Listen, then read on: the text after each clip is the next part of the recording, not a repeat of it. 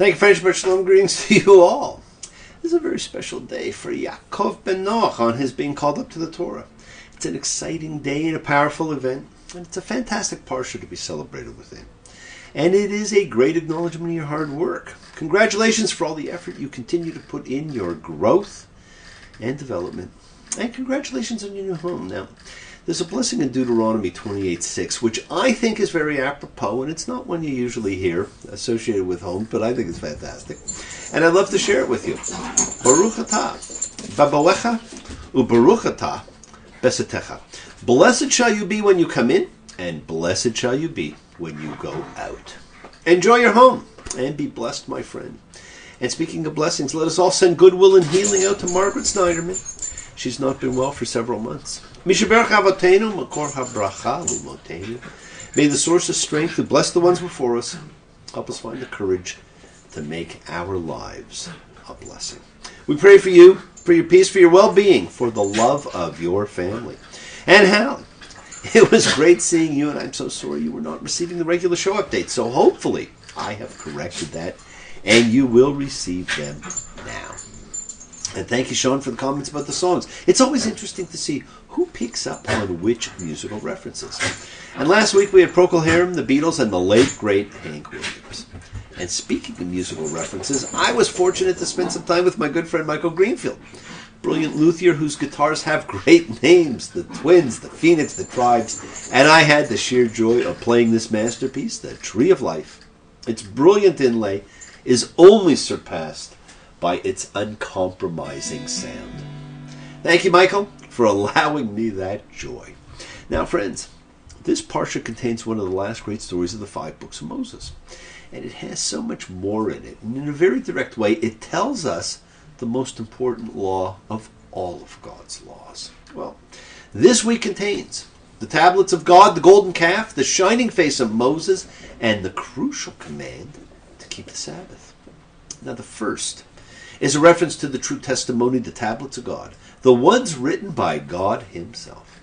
The second, the incredible tale of complete disobedience and the reason for the altering of a commandment. And the third, about the great mistranslation of the Torah, which has created a stereotype still dealt with to this day.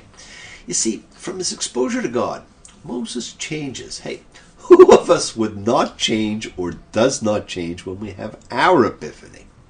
Exodus 34:29. And it was when Moses was coming down from Mount Sinai. And the 2 tablets of the testimony were in Moses' hand when he was coming down from the mountain. And Moses had not known that the skin of his face was transformed when he was speaking with him. Now, for the rest of the Torah, Moses is seen wearing a veil because the skin of his face had begun to glow.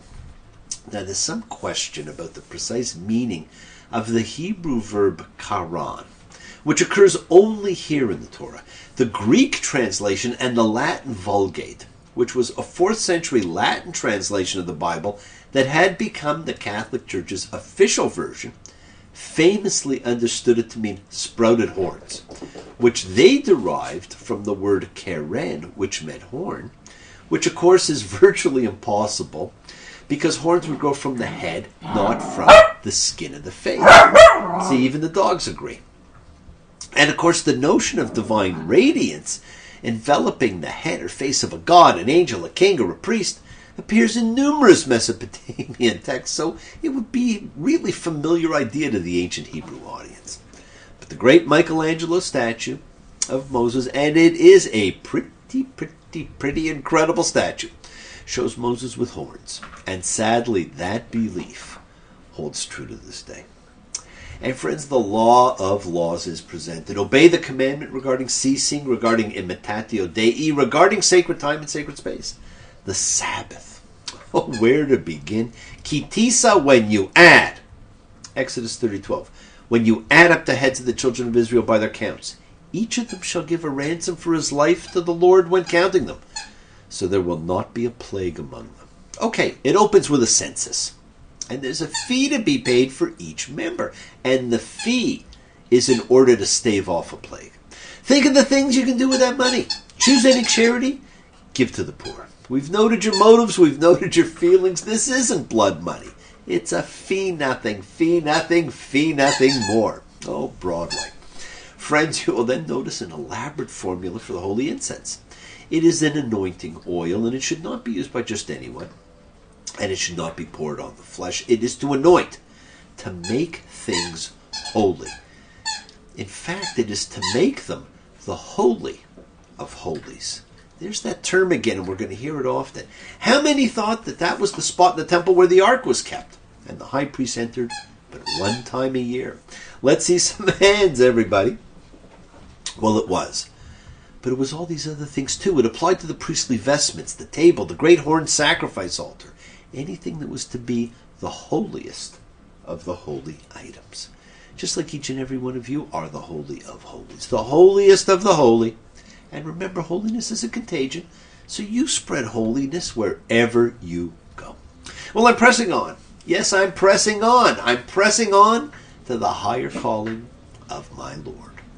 And friends, the first artist of the Bible is mentioned here.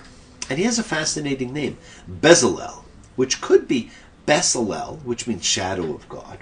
But it could also be from Besalem Elohim, image of God. And we're just not quite sure. But he's talked about it. So artistry becomes really an important part of the Torah from here. And he will craft the things that have been described. Right? Now, don't forget, Moses is up on the mountain talking to God. He actually doesn't build these things. And he is told, Exodus 31:13, and you, speak to the children of Israel, saying, just you shall observe my Sabbath, because it is a sign between me and you, through your generations, to know that I, he who causes being, make you holy. And the use of just at the beginning of this phrase is a very important emphasis in biblical Hebrew. So why just the Sabbath out of all the commandments? Well, it's because it is a sign between me and you. And this is fantastic. Friends, the covenants with God all had signs associated with them. The Noahic covenant had the sign of the rainbow, performed and fulfilled only by God. The sign of the Abrahamic covenant was circumcision. And now we are told the sign of the Mosaic, or Israelite covenant, is the Sabbath. And both of these require human compliance, and failure to do so results in being cut off from the people or death, which is a pretty severe consequence. Now, the Sabbath is especially interesting because it marks holiness on different levels. Mostly, it makes time holy and observable as a holy event. And it's fantastic when you think about it. It takes a piece of and makes the normal measurable cycle of life holy. And we get to recreate it and honor it in a beautiful cycle, imitating the cycle of creation, and we get to do it every week. Now, this was so important. Humans are to cease on the Sabbath because God ceased creating on the Sabbath. This now conveys that every human participates in this divine phenomenon. And friends, one cannot rest but still require his or her slave to work. One cannot rest but still count on non-Israelites in the community to do the work. Unfortunately, that is not what you see put in practice. And this was so important that this is what God specifically is talking to Moses about on Mount Sinai. And then God, Exodus 31:18, when he finished speaking with him in Mount Sinai, he gave the 2 tablets of the testimony to Moses, tablets of stone, written by the finger of God. Now notice 2 things, my friends. First, written by the finger of God. And second, tablets of the testimony. This was the agreement between God and the people. And there were 2 tablets of testimony, and there must always be at least 2 witnesses to give testimony in law. And Moses names 2 witnesses, heaven and earth, concerning the people's future several times throughout his discourses. And these tablets are the witnesses to what was said on that mountain. And these were special, because these were written on both sides. And we will never know what they truly contained. Unfortunately, these are the tablets the ark was to house and which Moses is about to shatter. The subsequent set, Moses writes, and there is a difference. Wow, I don't know about you, but I kind of feel ripped off. I want to see the originals. Now, here's what they might have looked like had there been crazy glue back then. Now, Moses was gone. So the people get antsy. Now, a mere 40 days ago, They stood on a mountain and experienced the great epiphany and heard the direct words of God. Now they don't know what to do. They've transferred the power of God to Moses, and you will see on many occasions coming that God's not going to be particularly happy with that attitude. So they go to Aaron and they tell him to build a golden god for them. The great seed of disobedience is about to unfold. Now Aaron will later suggest he threw the gold in the fire and out came the calf. But as you read it, you see how Aaron was completely compliant in its creation. And it was a bull, not a calf. But that's the name that sticks, okay? We think of the golden calf story. So I'll stick with it too, and I'll just refer to it as the golden calf. So the golden calf, Exodus 32:4. These are your gods, Israel, who brought you up from the land of Egypt. And it has been confusing for people since the Torah was written. See, God brought the people up from Egypt, but the people keep projecting that onto Moses. Even God does. Exodus 32:7. And God spoke to Moses, go down, because your people, whom you brought up from the land of Egypt, has corrupted. So who did bring them up? Everything God references, he references as he who freed the people. So it seems God did. But, then again, when you do something wrong, your father would say to your mother, your son. Right? But here, this whole section, it's said in reference to the golden calf. There's something missing. Don't forget, the idol was not considered a god, but a representation instead. So there has to be a sentence missing from this section. Notice also the calf is never actually referred to as an idol. And in the pagan religions of the ancient Near East, people did not worship animals and they did not worship idols. They worshipped gods who were represented or honored by statues. And that's different. And friends, even though Aaron appears complacent, perhaps he actually observes the people's behavior and he creates the model. And at the same time, he proclaims a festival to Yahweh, to he who causes being. He builds the model but calls for a festival to God. Exodus 32:5. And Aaron saw, and he built an altar in front of it. And Aaron called and he said, a festival to he who causes being tomorrow. Now remember a few weeks ago we talked about a double meaning for a particular biblical Hebrew word. Vayar Aharon, and Aaron saw. Could also be, and Aaron was afraid. Saw and fear had the same letters. Now would that help explain what happened? Did his fear of the people have him build that bull? Now do not forget these parshas are filled with allusion, and modern definition of a golden calf is an object of materialistic or unworthy worship. The things we elevate and worship, my friends. And money is probably number one. With a time-trusted compass blade, Aladdin and his lamp, sits with utopian hermit monks, side saddle on the golden calf, and on their promises of paradise you will not hear a laugh, all except inside the gates of Eden. They just made a covenant. But at the first sign of difficulty, boom, they turn, perhaps to an old pattern. Friends, it takes work, it takes effort, it takes time to hold to new beliefs. As we change, as we grow, as we wake up and become aware and seek higher beliefs. It's going to take time, a whole lot of precious time. It's going to take patience and time to do it right. Now, what are the golden calves in your life? Do you know when they arise? Do you fall prey to old patterns?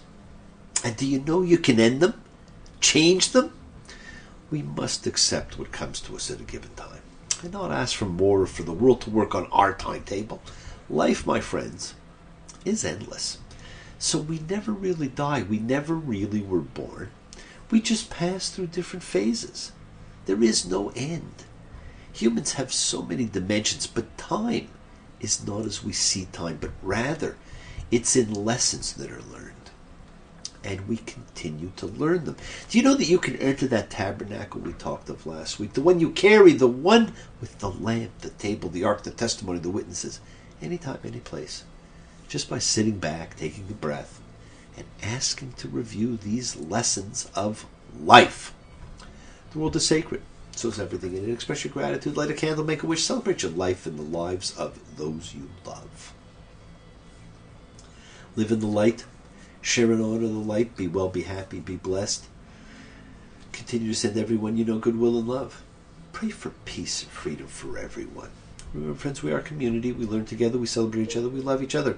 We share this ride together. Men and women equally. Let us send out love, not fear. Send out peace, harmony, good healing to all who need it. And please do learn to forgive and learn to love. Follow that call of freedom. It's festivals coming. Honor the relationships of your life. Tell those you love that you love them. Take advantage of the time you have. And remember, the journey is yours to enjoy. We take twists and turns in the patterns that weave through the fabric of our lives. But it's all in our effort to grow, to learn, to be, to love. So please do love and share the light with all who live in the light and all who need the light. And remember, there in your heart, something that's never changing, always a part of. Something that's ever aging. That's in your heart. It only takes time till love comes to everyone. Bless you all. Have a fantastic week. A week of love and light and peace and healing and thanks. And send your goodwill to those who need it. And keep on dreaming. Keep being. Keep teaching. Keep sharing. Keep shining. Keep spreading your holiness. And thank you all for joining me. Shabbat Shalom.